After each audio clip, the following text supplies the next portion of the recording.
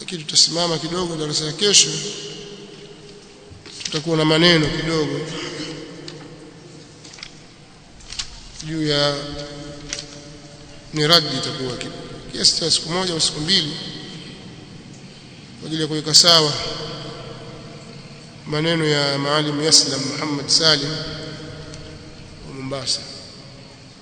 Alikuja hapa kukaribishwa na mahizbi hapo kwa Barahiani, akazungumza aliyozungumza. Sasa kuna baadhi ya maneno kuna haja ya kuweka sawa, kwa sababu katika majlisi hii paliwahi kuulizwa hapa kuhusu mtu huyu, tukasema tuliyosema na akajibu anavyojua yeye, lakini Allah subhanahu wa ta'ala akaja akamfichua kwamba ni nani baada ya kuja huko. Wa idha nkashafa al-ghubaru sayu'rafu farasun tahtaka am himar. Kuna haja watu kama hao kuweka wazi, liyahlika man halaka an bayyina wa yahya man hayya an bayyina. Watu wengi wanaghurika na watu kama hawa. Sasa kunyamaza ni ghish, kunyamaza ni ghish. Tumeona tulizungumzia jambo hili, insha Allah kama itatosha siku moja ya kesho tutafanya hivyo, kama haikutosha tutamwongeza siku ya pili ili jambo likae wazi, alafu tuendelee na durusi zetu. Kwenye tuharibie ratiba zetu za kusoma, sisi tuendelee kusoma, lakini pia na haya pia tutasema. Sisi sio kama wale watu wengine kwamba sisi tutasoma tu, hatutaki maneno na watu. Lao ingekuwa ni mambo binafsi basi kwa tutaki maneno na watu, lakini sasa ni mambo ya dini yatakiwa yawekwe wazi, watu wafahamishwe.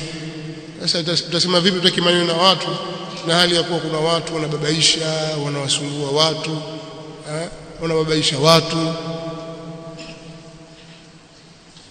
Na hili halitaisha, kwa sababu watu wana watu wao na wapenzi wao na watu fuata hawa, lakini hilo halina maana kwamba jambo halibainishwi. Tabainishwa. Na mambo kama yalikuwa tangu zamani, wanaochuoni wakubwa wakiwatahadharisha baadhi ya watu, lakini watu wengine hawasikii. Msiende kwa al-Baqillani nyinyi, yule ni mtu kadha wa kadha. Kuna watu wanda kisirisiri, maneno yazungumzwa na wanaochuoni wakubwa kina Ahmad, wakiwatahadharisha baadhi ya watu msiende kwao. Kuna watu wanda kisirisiri wanaenda na wamsikilize Imam Ahmad, lakini hasara imerudi kwa nani? Kwa Imam Ahmad au kwao? Wao katika nafsi zao wenyewe wakajidhuru. Vitabu na taarikhi vikaandika juu ya watu hao, na kuna watu wakaathirika wakapata zalla katika mambo ya itikadi kwa sababu ya kukaa kwenye vikao vya watu waovu ambao wanawachuoni wa Kiislamu waliwatahadharisha. Na sio kwamba hao waliotahadharishwa walikuwa wakisomesha Biblia au kusomesha Injili labda au Torati wakisomesha, la, qala Allahu qala ar-rasul, lakini wana vitu ambavyo si sawa, haviko katika misingi ya sawa sawa na minhaji nubuwa. Wanaochuoni wakawatahadharisha, waliosikia wakasalimika, ambao hawakusikia wakafuata, wakaingizwa katika orodha ya watu wabaya. Kwa hiyo hili ni jambo lipo, lilikuwepo na lipo na litaendelea. Kama vile watu wa bid'a na watu waovu wanavyosema ahli sunna, inatakiwa ahli sunna waseme watu wabaya vile vile watu waovu, watu wa bid'a. Kwa hiyo hili insha Allah tutalifanya, na wala sio ugomvi wala matatizo kwamba hawa kazi yao kusema watu. Kuna watu wanafikiria hivyo kwamba watu hawasome ile kazi yao kuwasema watu. Sasa ya nini? Kila mmoja na mambo yake.